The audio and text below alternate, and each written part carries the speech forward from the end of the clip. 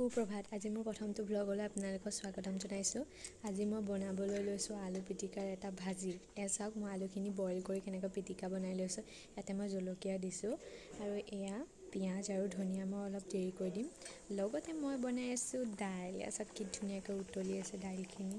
চাব পাৰে ইমান ভাল লাগিছে দেখি পিনি ভাত খাওঁ লাগি গৈছে মোৰ ৰাতিপুৱা একদম।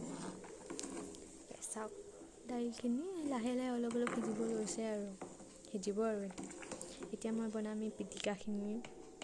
ভালদৰে মই নিমখ পিটিকাখিনি দি লৈছোঁ। এয়া আপোনালোকে চাই ল'ব নিমখটো কিমান দিব লাগে। নিমখখিনি দি লোৱাৰ পিছত মই ধুনীয়াকৈ লাহে লাহে এইখিনি মই হাতেদি পিটিকি লৈছোঁ পিটিকাখিনি। তাৰপিছত এইখিনি পিটিকা আপোনালোকে বেছি বইল হৈ গ'ল আচলতে, কিন্তু এইখিনি মানে বেছি বইল নকৰিলে বেছি ধুনীয়া হয় খাবলৈ। এতিয়া মই এইখিনি লাহে লাহে পিটিকা বনাই লৈছোঁ নিমখখিনি মিহলি হোৱাকৈ। চাব পাৰে। তাৰপিছত এইখিনি মোৰ দাইল বনি গ'ল ধুনীয়াকৈ। ইয়াৰ ওপৰত মই অকণমান ধনিয়া দি দিছোঁ। এতিয়া আৰম্ভ কৰোঁ আহক আমি বনাবলৈ। ফাৰ্ষ্টত আমি তেল দি ল'লোঁ। তেল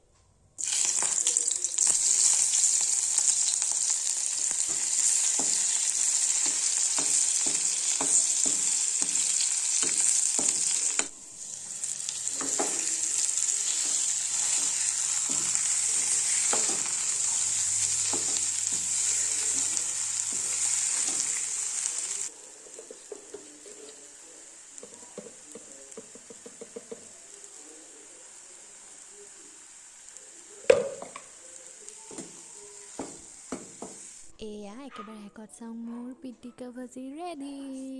বাই বাই।